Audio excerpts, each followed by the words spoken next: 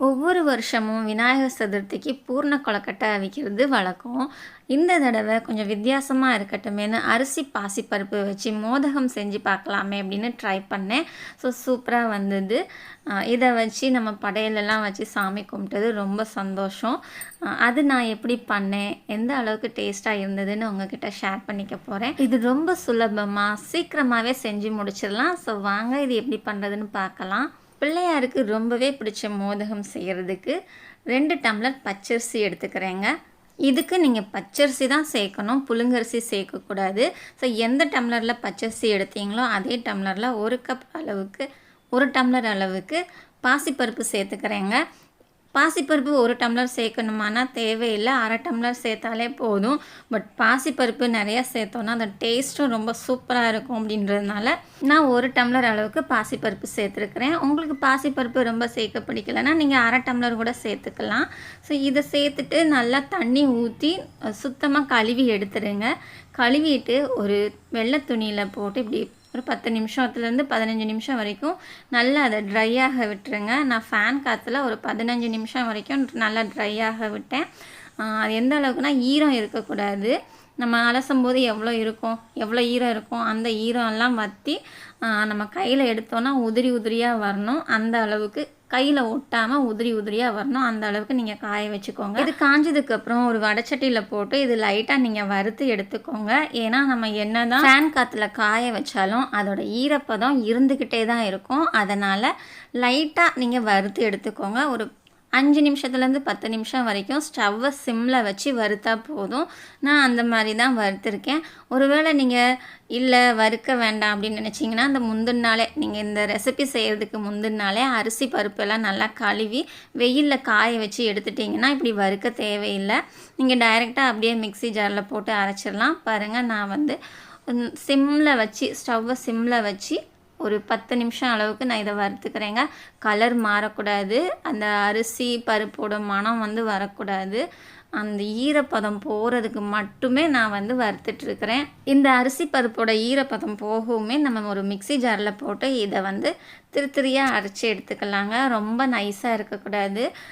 என்ன தான் நம்ம அரைச்சாலும் பாசிப்பருப்பு வந்து அவ்வளோவா அரைப்படாது, அரிசி வந்து சீக்கிரமாக அரைப்பட்டுரும். பாசிப்பருப்பு வந்து கொஞ்சம் முழுசாக இருந்த மாதிரி தான் இருந்தது. ஸோ பரவாயில்ல, நான் அப்படியே எடுத்து வச்சுக்கிட்டேன். இப்போ வந்து நான் எந்த டம்ளரில் அரிசி பருப்பு அளந்தேனோ அதே டம்ளரில் வெல்லம் அளந்துக்கிறேங்க. இது வந்து சுத்தமான வெல்லம், எந்த கல் மண்ணும் எதுவும் இல்லாத வெல்லம். நான் வந்து பவுட்ரு பண்ணி எடுத்து வச்சுருக்கிறேன். நான் எந்த டம்ளரில் அரிசி பருப்பு அளந்தேனோ அதே டம்ளரில் இந்த வெல்லத்தையும் அளந்து எடுத்துக்க போகிறேன். 2 டம்ளர் அரிசி 1 டம்ளர் பருப்பு எடுத்தோம் இல்லையா, அந்த அளவுக்காக நான் வந்து அதை விட கொஞ்சம் அதிகமாக 3 டம்ளர் அளவுக்கு இந்த வெல்லத்தை சேர்த்துக்கிறேங்க. வெல்லம் வந்து முதல்ல ஏற்கனவே பவுடர் பண்ணி அளந்து எடுத்து வச்சுக்கலாம். அதுக்கப்புறமா ஒரு பாத்திரத்தில் நீங்கள் தண்ணி சூடு பண்ணி எடுத்துக்கோங்க. நம்ம அரிசி பருப்புக்கு எந்த அளவுக்கு தேவையோ அந்த அளவுக்கு தண்ணி சேர்த்து நல்லா தண்ணி கொதி வர்ற வரைக்கும் நீங்கள் அப்படியே நல்லா கொதிக்க விடுங்க. ரொம்பையும் கொதிச்சிட வேணாம். அந்த மாதிரி பப்புள்ஸ் வரும்ல, அந்த பப்புள்ஸ் வர ஸ்டேஜில் நம்ம அரைச்சி வச்சதை இந்த மாதிரி கொஞ்சம் கொஞ்சமாக போட்டுட்டு கிண்டி விட்டுக்கிட்டே போடுங்க. நீங்கள் முழுசாக போட்டுட்டு கிண்டி விட்டிங்கன்னா அது கட்டி கட்டியாக சேர்ந்துடும். அந்த மாதிரி கட்டி இல்லாமல் இருக்கணும்னா இப்படி நம்ம அந்த பவுடர் நம்ம திரிச்சு வச்ச அரிசி பருப்பு போட்டுக்கிட்டே கிண்டி விட்டுட்ருக்கணும். நம்ம உப்புமாவுக்கு ரவை எப்படி கிண்டுவோம் அந்த மாதிரி இந்த மாதிரி நீங்கள் ஃபுல்லாக நீங்கள் கிண்டி எடுத்துக்கோங்க. இது நல்லா வெந்ததுக்கப்புறமா அந்த தண்ணியெல்லாம் வற்றி இந்த மாதிரி கட்டியாக வரணும். ஓரளவுக்கு அரிசி நல்லா வெந்துடும். பருப்பு வந்து பாதி அரை வேக்காடாக தான் இருக்கும். கொஞ்சம் அடி பிடிக்காமல் பார்த்து இந்த மாதிரி மெல்ல கிளறி விட்டுகிட்டே இருங்க. ஒரு 5லேருந்து 10 நிமிஷம் வரைக்கும் கிண்டி விட்டுட்டே இருங்க. அதுக்கப்புறமா நம்ம இதில் திரிச்சு வச்சுருக்கிற வெல்லம், அதாவது பொடி பண்ணி வச்சுருக்கோம்ல, அந்த வெல்லத்தை வந்து சேர்த்துக்கலாம்.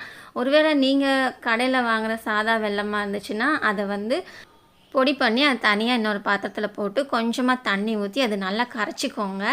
கரைக்கிற வரைக்கும் நீங்கள் நல்லா சூடு பண்ணிக்கோங்க. அது நல்லா கரைஞ்சதுக்கப்புறமா அந்த சக்கரை தண்ணியை வந்து நீங்கள் ஃபில்ட்ரு பண்ணிக்கோங்க.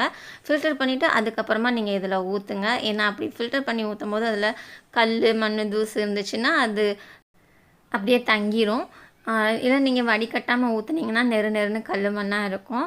ஸோ எப்போவுமே இந்த மாதிரி நீங்கள் நயம் வெல்லம்னா நீங்கள் அப்படியே டைரெக்டாக சேர்த்துக்கோங்க. இல்லை கடையில் வாங்குகிற சாதா வெல்லமானா காய்ச்சி ஃபில்டர் பண்ணி சேர்த்துக்கோங்க.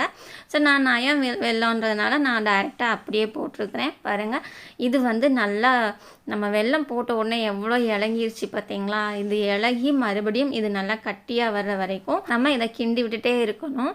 கிண்டி விடும்போது அந்த வெள்ளையாக அரிசி மாவெல்லாம் அப்படியே இருக்குது பார்த்தீங்களா? அதெல்லாம் உடச்சி விட்டுக்கோங்க. ஏன்னா நம்ம அரிசி இப்படி உடச்சி விடும்போது தான் எல்லா பக்கமும் அந்த இனிப்பு வந்து நல்லா சேரும். இல்லைன்னா கட்டி கட்டியாக ஒரு பக்கம் இனிப்பு சேர்ந்து ஒரு பக்கம் சேராமல் அப்படியே தனித்தனியாக இருக்கும். அந்த மாதிரி இல்லாமல் நல்லா நீங்கள் உடச்சி விட்டு இந்த மாதிரி கிண்டிக்கோங்க. இப்போ இந்த அளவுக்கு நல்லா வெந்து அந்த இலகுன சர்க்கரை பாகு நம்ம போட்டதுக்கப்புறம் வெள்ளைப்பாகு போட்டதுக்கப்புறம் இலகி வந்தது எல்லாம் இந்த மாதிரி கட்டி ஆயிடுச்சு பார்த்தீங்களா? இந்த ஸ்டேஜ் வரும்போது இதில் ஒரு 2 ஸ்பூன் அளவுக்கு நெய் சேர்த்துக்கோங்க. உங்களுக்கு தேவைப்பட்டால் சேர்த்துக்கோங்க. ஏன்னா நெய் சேர்க்கும்போது இன்னுமே நல்லா மணமாகவும் இருக்கும், நல்லா டேஸ்ட்டாகவும் இருக்கும். அதனால் நான் 2 ஸ்பூன் அளவுக்கு நெய் சேர்த்துக்கிறேன். நெய் சேர்த்துட்டு கொஞ்சமாக ஒரே ஒரு சிட்டிகை அளவுக்கு உப்பு, ரொம்ப சேர்க்கக்கூடாது. அந்த நம்ம இனிப்பு வந்து எடுத்து கொடுக்கறதுக்காக லைட்டாக 1/4 ஸ்பூன் அளவுக்கு மட்டும் உப்பு சேர்த்தா போதும். உப்பு அதிகமாக சேர்த்துறாதீங்க. ஸோ உப்பு போட்டதுக்கப்புறமா மறுபடியும் ஒரு தடவை நல்லா இந்த மாதிரி கிண்டி விட்டுக்கோங்க. இது ஒரு 5 நிமிஷம் வரைக்கும் கிண்டி விட்டு இது நல்லா வெந்ததுக்கப்புறமா டேஸ்ட்டுக்கு நட்ஸு எது வேணும்னாலும் நீங்கள் சேர்த்துக்கலாம். பாதாம், முந்திரி, இல்லை கடலப்பருப்பு, இந்த மாதிரி எது வேணாலும் சேர்த்துக்கலாம். நான் இதில் 50 கிராம் அளவுக்கு முந்திரி பருப்பு சேர்த்துக்கிறேங்க. ஒரு முந்திரி பருப்பு வந்து 1, 2 உடச்சி அதை சேர்த்துக்கலாம். சேர்த்துட்டு இது ஒரு 5 நிமிஷம் நல்லா கிண்டிக்கோங்க. மொத்தம் இதுக்கு வந்து ஒரு அரை மணி நேரம் செலவு பண்ணுங்கள். அந்த மாதிரி செலவு பண்ணும்போது தான் இது நல்லா பக்குவமாக வரும். ஸோ இந்த அளவுக்கு வெந்ததுக்கப்புறமா நீங்கள் வந்து இதில் கொஞ்சமாக வாசத்துக்கு ஏலக்காய் பவுடர் தேவைப்பட்டால் சேர்த்துக்கலாம், இல்லைன்னா இல்லை. நான் வந்து ஒரு 1/4 ஸ்பூன் அளவுக்கு ஃப்ரெஷ் ஏலக்காய் தூள் சேர்த்துருக்கேன். ஃப்ரெஷ் ஏலக்காய் தூள் சேர்த்துக்கோங்க, நல்ல மணமாக இருக்கும். இப்போ இதை வந்து கிண்டிட்டு ஒரு 10 நிமிஷத்துலேருந்து 15 நிமிஷம் வரைக்கும் நல்லா ஆற விட்டுக்கோங்க. இது வந்து 3/4 ஆறினதுக்கப்புறம் ஓரளவுக்கு பாதி சூடு இருக்கும், கை தாங்குகிற சூடு இருக்கும்ல, அந்த சூடு வரும்போது இந்த மாதிரி நீங்கள் உருண்டை பிடிச்சி வச்சுக்கோங்க. அதாவது நம்ம கொழக்கட்டை மாதிரி உங்களுக்கு எந்த ஷேஃபில் வேணுமோ அந்த ஷேஃபில் நீங்கள் வந்து இது எல்லாத்தையும் உருண்டை பிடிச்சி எடுத்துக்கோங்க. பாருங்கள், நான் வந்து இன்றைக்கி ரவுண்டு ஷேப்பில் உருண்டை பிடிச்சிட்ருக்கேன். இது பார்க்கவே அழகாக லட்டு மாதிரி இருக்குது. பார்க்குறதுக்கு மட்டும் இல்லைங்க, டேஸ்ட்டும் செம்மையாக இருக்கும். குழந்தைங்கள்லாம் நல்லா விரும்பி சாப்பிடுவாங்க. இது விநாயகர் சதுர்த்திக்கு மட்டும் இல்லை, மற்ற நாளும் செய்யலாம். உங்களுக்கு நீங்கள் எப்போல்லாம் குழந்தைங்க ஸ்வீட் சாப்பிடணுன்னு ஆசைப்பட்றாங்களோ அப்போல்லாம் நீங்கள் இதை செஞ்சு கொடுக்கலாம். ரொம்பவே நல்லா இருக்கும். இது எல்லாத்தையும் உருண்டை பிடிச்சதுக்கப்புறமா இதை நம்ம ஒரு 10 நிமிஷம் இட்லி பாத்திரத்தில் வச்சு அவிச்சு எடுத்துக்கலாம். ஏன்னா பாசிப்பருப்பு கொஞ்சம் முழுசாக இருக்கிற மாதிரி இருக்கும் இல்லையா, அந்த பயிரை நல்லா வேகணுங்கிறதுக்காக இதை நான் வந்து ஒரு 10 நிமிஷம் அளவுக்கு இட்லி பாத்திரத்தில் வச்சு வேக வச்சு எடுத்துக்க போகிறேங்க. அப்படி வேக வச்சு எடுக்கும்போது இன்னும் நல்லா சாஃப்டாக பாசிப்பருப்பு அந்த பச்சை வாசம் இல்லாமல் நல்லா வெந்து சூப்பராக இருக்கும். ஸோ வெந்ததுக்கப்புறமா இது எப்படி இருக்குதுன்னு பார்க்கலாம். ரொம்ப நேரம் வேக வைக்கணும்னு இல்லை, ஒரு 10 நிமிஷம் மட்டும் வெந்தால் போதுங்க. பாருங்கள், இப்போ 10 நிமிஷம் வெந்துருச்சு. இது எந்த அளவுக்கு இருக்குது பாருங்கள், சூப்பராக இருக்குது. நம்ம டைரெக்டாக இட்லி பாத்திரத்தில் துணி வச்சு நான் போடலை, அப்படியே தான் மேலே வச்சுருக்கிறேன். ஸோ நல்லா சூப்பராக வெந்து வந்துருச்சு. இது ஒரு 5 நிமிஷம் ஆறுனதுக்கப்புறமா நான் இதை வந்து தட்டில் எடுத்து வச்சுக்க போகிறேன். இதை இப்போ டைரெக்டாக நான் வந்து சாமிக்கு படையல் வைக்கிறதுக்காக எடுத்து வச்சிட்ருக்குறேங்க. ஏன்னா பூஜைக்கு எல்லாம் ரெடி பண்ணிக்கிட்டே இந்த வேலையும் பார்த்துட்டேன். இது நான் 2 நாளைக்கு முன்னாடியே வீடியோ போட்டிருந்துருக்கலாம். பட் நான் 6 மந்த்ஸாக வீடியோ போடவே இல்லை, இப்போ தான் ஸ்டார்ட் பண்ணேன். ஸோ இந்த ரெசிபி வந்து நான் விநாயகர் சதுர்த்திக்காக பண்ணுவோம் அப்படின்றதுனால தான் விநாயகர் சதுர்த்தி முடிஞ்சதுக்கப்புறமா நான் போடுறேன்.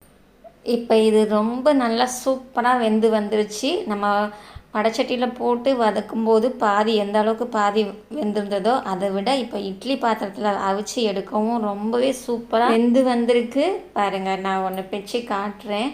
எந்த அளவுக்கு நல்லா சாஃப்டாக நல்லா அப்படியே முத்து போல் பார்க்குறதுக்கு லட்டு மாதிரியே இருக்குதுங்க. நம்ம திருப்பதி லட்டு எந்த மாதிரி இருக்கும் அந்த மாதிரி இருக்குது பார்க்குறதுக்கு. நல்லா செம்ம டேஸ்டியாக இருக்கும். ட்ரை பண்ணி பார்த்துட்டு உங்களுக்கு இந்த ரெசிபி எப்படி வந்ததுன்னு கமெண்ட் பண்ணுங்கள். வீடியோ பிடிச்சா வீடியோக்கு லைக் பண்ணிடுங்க. அப்புறம் நம்ம சேனலை சப்ஸ்கிரைப் பண்ணி சப்போர்ட் பண்ணுங்கள்.